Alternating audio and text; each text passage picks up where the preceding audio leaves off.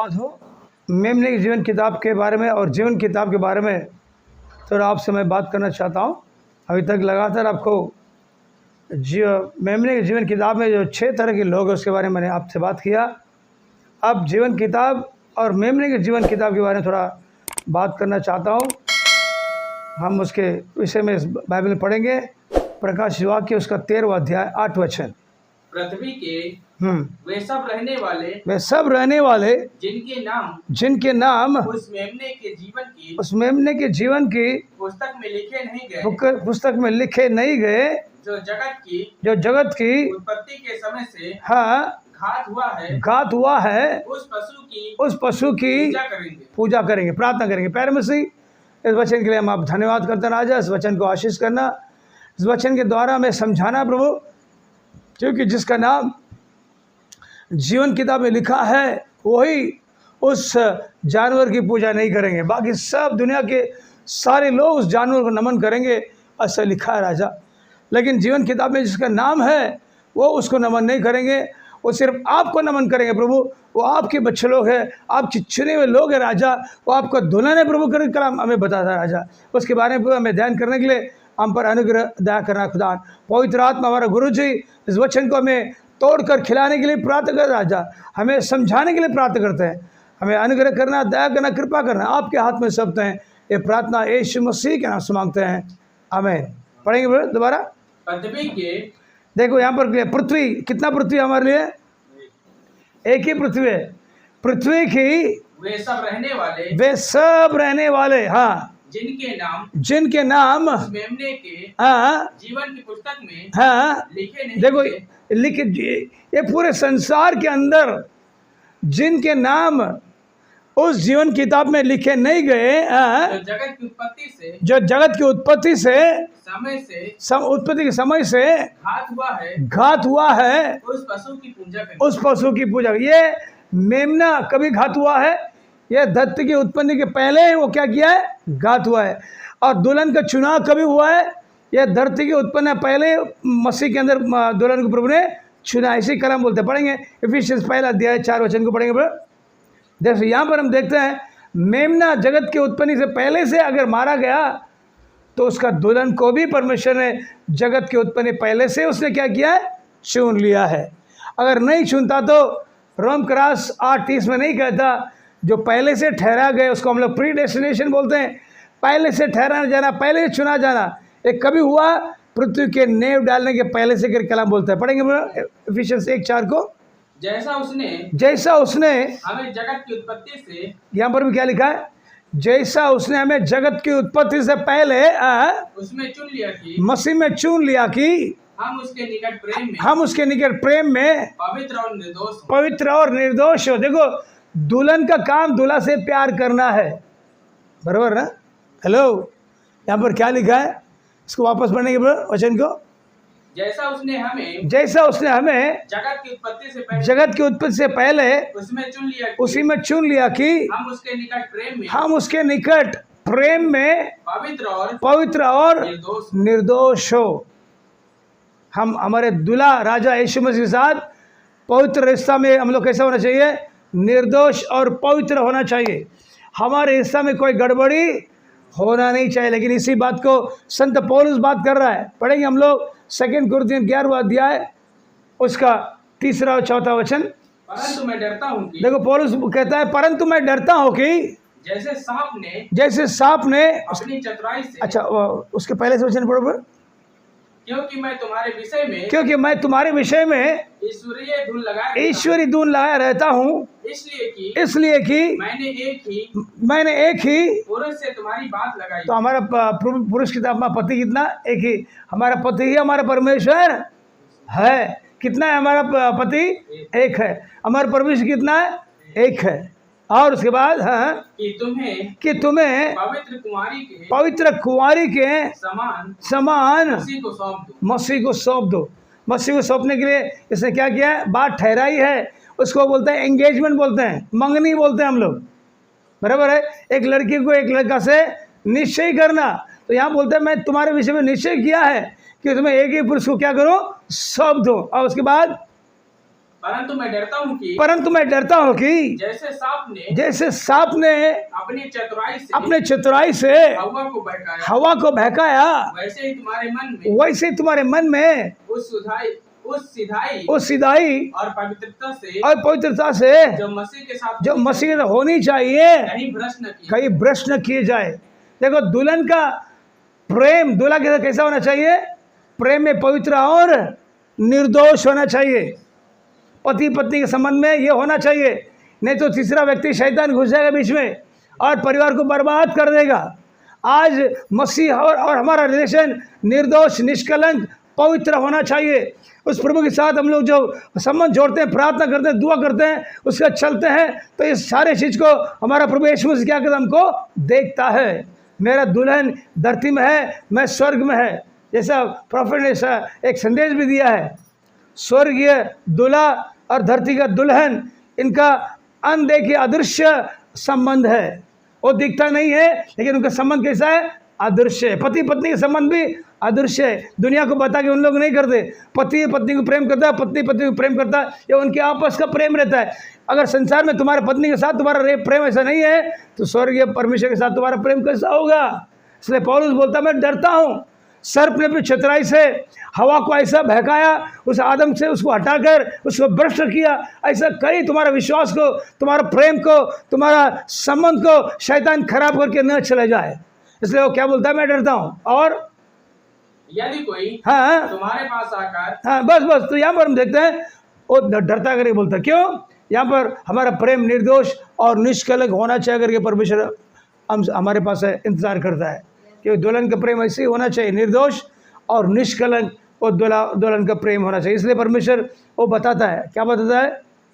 दुल्हन के बारे में क्या बताता है? वो मेरे मांस के मांस, मेरी हड्डी की हड्डी। एफिसियंस 5वां अध्याय, इसको पढ़ेंगे बोला, इसलिए कि हम उसकी देह के अंग है। इस कारण मनुष्य अपने माता पिता, इधर अंग के बोल दिया, बाकी कुछ नहीं लिखा है, लेकिन इंग्लिश में पढ़ेंगे, दूसरे भाषा में पढ़ेंगे तो वो अंग के, उसके अंग है, उसके मांस के मांस है, उसके हड्डी की हड्डी है करके लिखा है।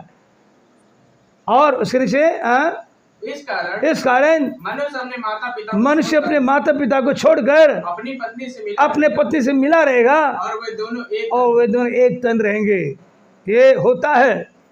कभी कभी लड़का को लड़की मिल गया तो माँ बाप को लात मार के चला जाता है पत्नी के साथ। ये नहीं होना चाहिए।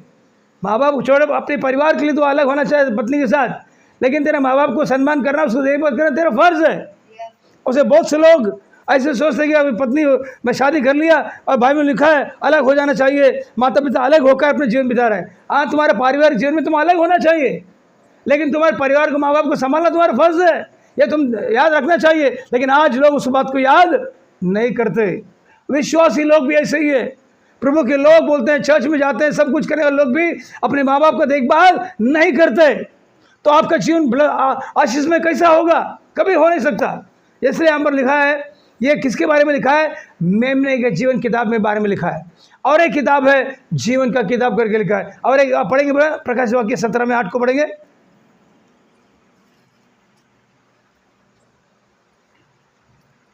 जो पशु तूने देखा है, वह पहले तो था, पर अब नहीं है, और अतः कुंड से निकलकर विनाश में पड़ेगा। और पृथ्वी के रहने वाले जिनके नाम, ये एंटी क्राइस्ट के बारे में है, ये शैतान के बारे में है, लेकिन यहाँ पर वो बताता है अतः कुंड से निकलेगा और पृथ्वी के रहने वाले जिनके नाम जगत की उत्पत्ति के समय से जीवन के पुस्तक में लिखे नहीं गए। इस पशु की ये दशा देखकर पहले था, अब नहीं है, और फिर आ जाएगा, अचंभा करेंगे।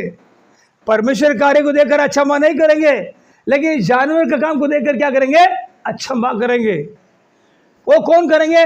जिसका नाम जीवन किताब में लिखा नहीं है, लेकिन जिसका नाम उसकी जीवन किताब में लिखा है वो कभी बदलेगा नहीं। देखो, दो चीज है, जीवन किताब और मेमने की जीवन किताब। अभी देखो जीवन किताब के बारे में पढ़ेंगे, बड़े संहिता 139, 15 और 16।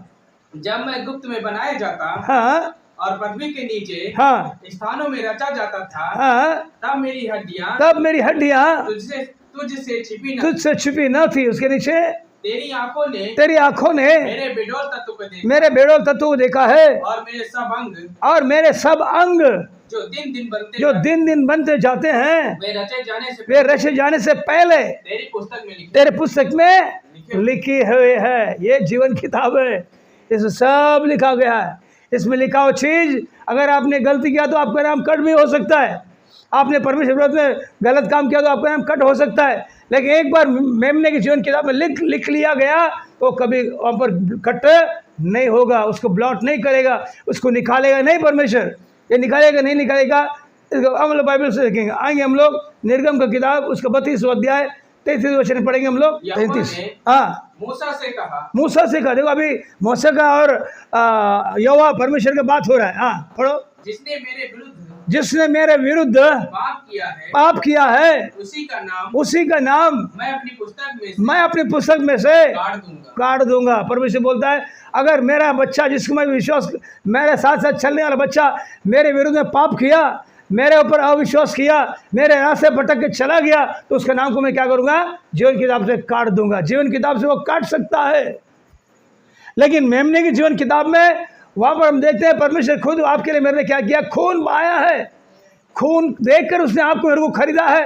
वह कभी उसको कैंसिल नहीं करेगा, उसको नाम को ब्लॉट नहीं करेगा, उसको मिटाएगा नहीं, क्योंकि जगत को उसके पहले से चुन लिया है, पहले से आपको चुना है, पहले से आपको ठहराया है। इसलिए प्रभु आपका नाम कभी काटेगा नहीं। उसको मेमने जीवन किताब में लिखा है, वो हमेशा हमेशा रहेगा। तो यहाँ पर हम देखते हैं, देखो यहाँ पर परमेश्वर बोलता है जो मेरे विरुद्ध पाप किया, परमेश्वर विरुद्ध का पाप किया है, पहला तो अविश्वास है। उस परमेश्वर छोड़कर तुम अन्य देवी देवता के पीछे जाते हो, वो सबसे बड़ा पाप है।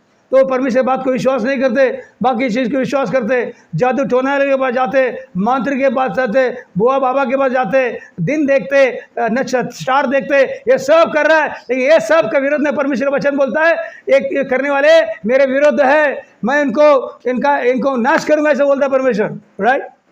तो ये हमारे जीवन में नहीं होना चाहिए। तो यहाँ पर देखें परमेश्वर बोलते मेरे विरुद्ध जो पाप करे उसका नाम मैं जीवन किताब में से काटूंगा। और अब पढ़ेंगे हम लोग प्रकाशित वाक्य उसके 3रा अध्याय 5 वचन पढ़ेंगे। जो जय पाए उसे इसी प्रकार श्वेत वस्त्र पहनाया जाएगा, और उसका नाम जीवन की पुस्तक में से किसी रीति से न काटूंगा। प्रभु आपको क्या देता है? पवित्र वस्त्र देता है, और हर एक को पवित्र वस्त्र मिलना जरूरी है। अगर आपको पवित्र वस्त्र नहीं है तो आप नंगा रहेंगे। इसलिए प्रकाश वाक्य 3रा अध्याय 17 में प्रभु बोलता है, पढ़ेंगे प्रकाश वाक्य 3:17। 7वां कलीसिया के अंदर वो बात करता है 7वां कलीसिया में चर्च कैसा है?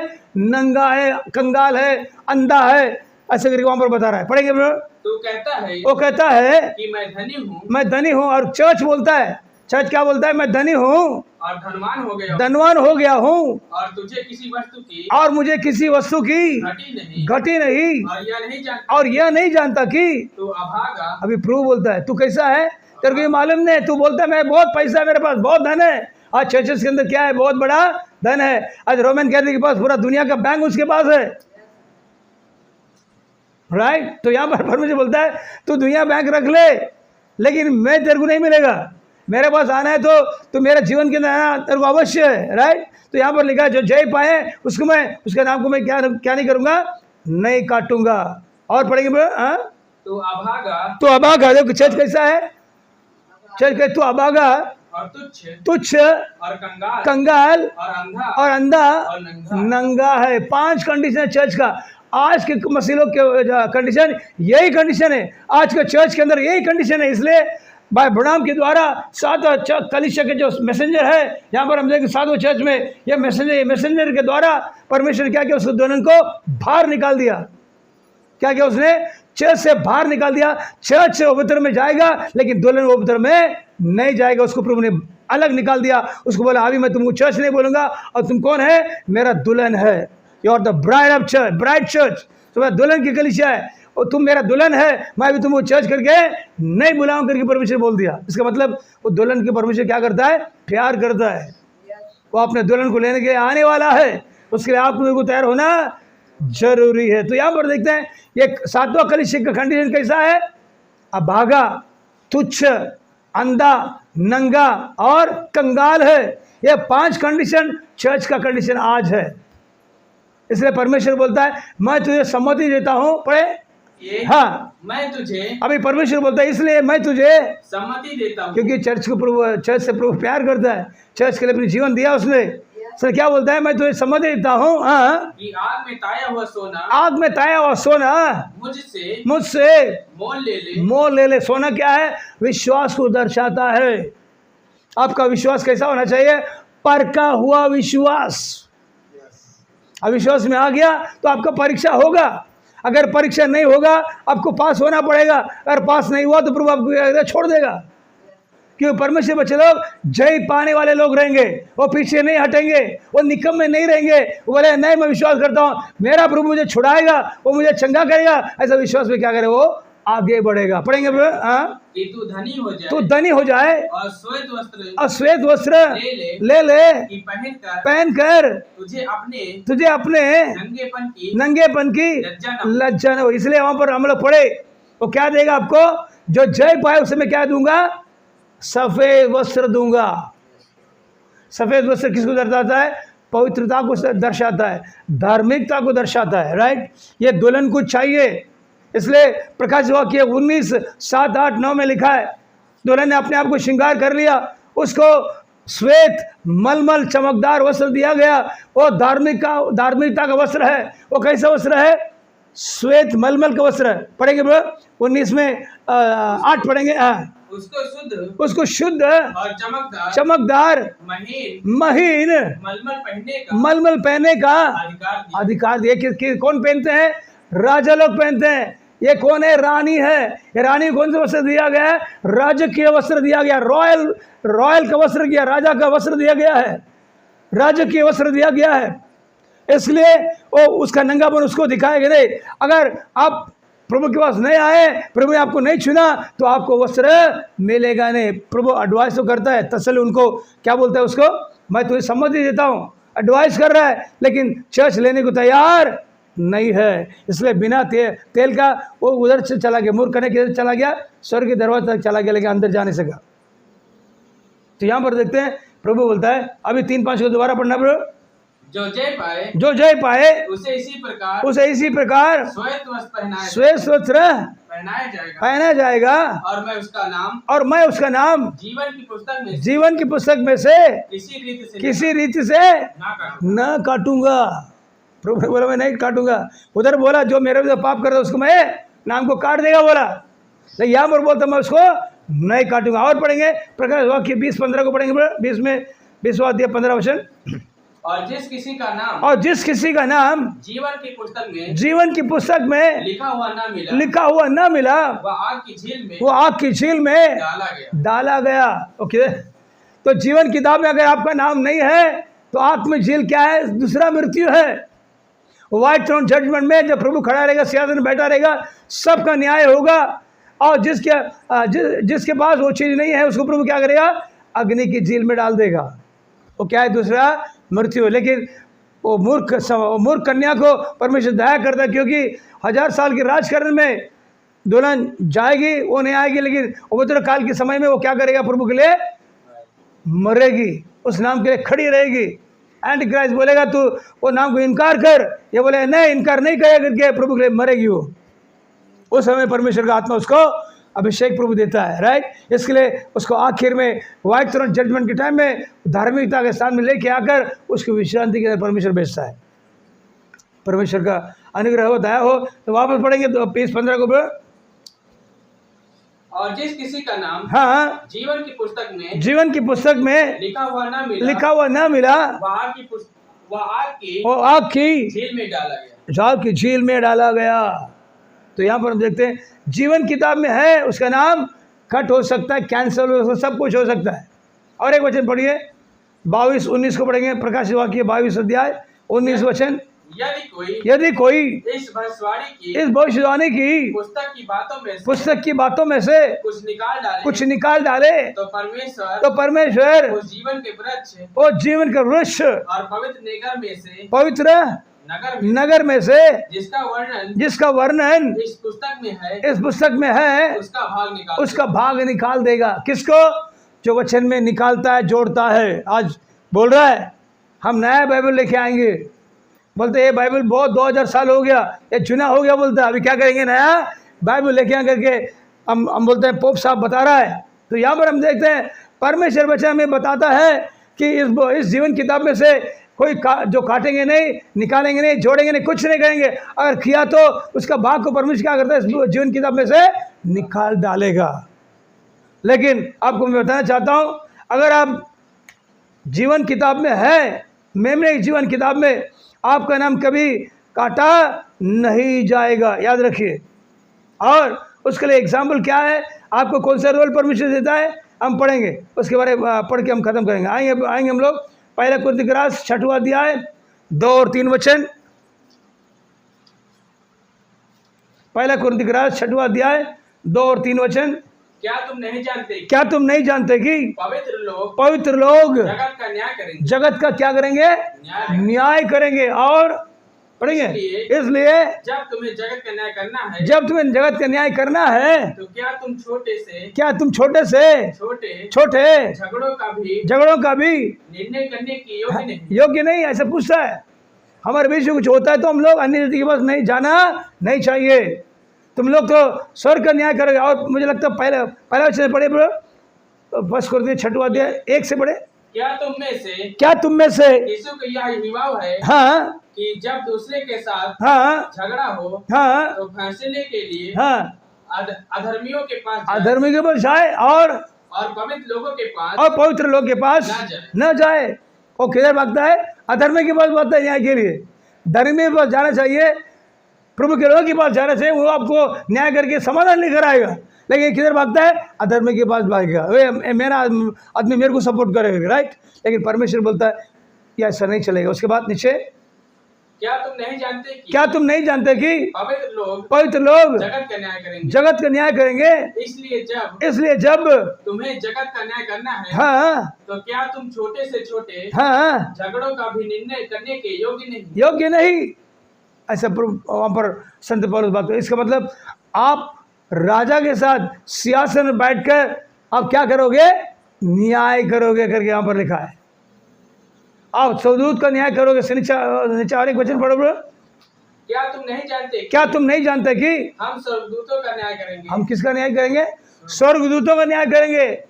कौन करने वाला न्यायी कौन है? प्रभु यीशु मसीह है। उसका व्हाइट थ्रोन जजमेंट में बैठ कर न्याय करेगा। और बोलता तुम भी रानी भी उसके साथ बैठकर क्या करेगी? वो न्याय करें। रानी कौन है? वो ही उसका दुल्हन है, जिसका नाम जीवन के किताब में, मेमने के जीवन किताब में लिखा है।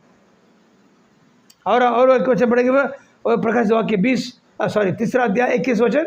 जो जय पाए, हाँ, मैं उसे अपने साथ अपने हाँ सिंहासन पर बैठाऊंगा। क्या बोलता है? जो जय पाए से मैं अपने सिंहासन पर बैठाऊंगा, जैसे मैं भी जय पाकर अपने पिता के साथ उसके सिंहासन पर बैठ गया। हाँ, जैसे वो बैठ गया ऐसा हमको भी बैठने का अधिकार दे रहा है। अगर वो बैठेगा तो उसका दुल्हन बैठेगी नहीं क्या? राजा और रानी दोनों क्या करेंगे? बैठेंगे। और 1,44,000 जो यहूदी लोग हैं उन लोग क्या करें? राजा रानी का सेवा करेंगे, ऐसा कलाम बोलता है। लेकिन रानी का स्थान किसको दिया उसने? दुल्हन को। दुल्हन कहाँ से आती है? अन्य जाति से आती है। कैसे आती है?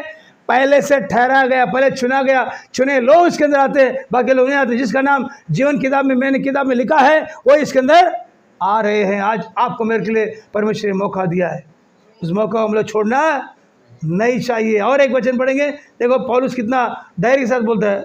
रोम करा 2 अध्याय 16 वचन। जिस दिन परमेश्वर मेरे सुसमाचार के अनुसार। कौन सा सुसमाचार के अनुसार? मेरे सुसमाचार के अनुसार यीशु मसीह के द्वारा मनुष्य गुप्त बातों का न्याय करेगा। यीशु मसीह का कैसा न्याय करेगा? यीशु मसीह मेरे सुसमाचार के अनुसार। आज पौलुस का सुसमाचार लोग नहीं मानते। अगर पौलुस नहीं मानेंगे तो आप जन में जज के टाइम में फंस जाओगे आप। ऐसा कलाम ऐसा बोलता है। पढ़ेंगे उसको वापस। जिस दिन परमेश्वर मेरे सुसमाचार के अनुसार यीशु मसीह के द्वारा मनुष्यों की गुप्त बातों का न्याय करेगा। सारे बात का न्याय करने वाला है। और तो यहाँ पर हम देखते हैं मेरे सुसमाचार क्या बोलता है। तो पौलुस के सुसमाचार के अनुसार अगर आपका बपतिस्मा नहीं हुआ रहेगा, 1 गॉड 1 फेथ 1 बैप्टिज्म, एफिशिएंस 4 अध्याय 5 वचन में लिखा है, एक ही विश्वास, एक ही प्रभु, एक ही बपतिस्मा। इसके अनुसार अगर आपका विश्वास नहीं होगा तो यहाँ पर कहता है, पौलुस कहता है मेरे सुसमाचार अनुसार परमेश्वर यीशु मसीह के द्वारा जगत का क्या करने वाला है, न्याय करने वाला। तो आप कहाँ पर खड़े रहेंगे, सोच कर देखिए। परमेश्वर वचन हमको बोलता है दुल्हन को न्याय करने का अधिकार भी, दूल्हा के साथ बैठकर न्याय करने का अधिकार वहाँ दे रहा है। तो देखिए हम देखते हैं मेमने के जीवन किताब के अंदर जिसका नाम लिखा गया है वो कभी काटा नहीं जाएगा, क्योंकि उसको प्रभु ने कैसा खरीदा है। पढ़ेंगे हम लोग आखिर वचन, प्रेरितों का काम 20वां अध्याय 28 वचन। इसलिए अपनी और पूरे झुंड की चौकसी करो जिसमें पवित्र आत्मा ने तुम्हें अध्यक्ष चर्च के अंदर पवित्र आत्मा आपको सेवक बनाना चाहिए, एल्डर बनाना चाहिए, आपको सेवा करने के लिए अनुग्रह करना चाहिए। पास्टर को मस्का मारा, पास्टर खुश हो गया, मेरे को एल्डर बना दिया, या पास्टर ने कुछ किया, पास्टर ने बनाया। लेकिन परमेश्वर कलीसिया के लिए परमेश्वर आपको अभिषेक देकर आपको अध्यक्ष बनाता है। और पढ़ेंगे उस से, हाँ, कि तुम परमेश्वर की कलीसिया की रखवाली करो जिसे उसने परमेश्वर ने अपने लहू से मोल लिया है। उसका कलीसिया को उसने कैसा मोल लिया है, लहू से। इसलिए यीशु मसीह लहू के अंदर अगर आप आएंगे नहीं, यीशु मसीह लहू से आपका पाप का क्षमा नहीं होगा, यीशु मसीह नाम से आप बपतिस्मा नहीं लेंगे तो आप उस लहू के अंदर नहीं आएंगे, आपका पाप क्षमा नहीं होगा और आप पाप के अंदर रहोगे। लेकिन अगर आपका नाम जीवन मेमने के जीवन किताब में ऑलरेडी है तो आप इस नाम को स्वीकार करोगे और उस खून के अंदर खून से अपने पाप को शुद्ध करोगे और उसके साथ आप जुड़ जाओगे, क्योंकि वो हमारा दुल्हा है, हम उसका दुल्हन है। परमेश्वर हमको आशीष करे। God bless you, thank you. जागते रहो और प्रार्थना करते रहो, क्योंकि प्रवेश जल्दी आने वाले हैं। God bless you, thank you.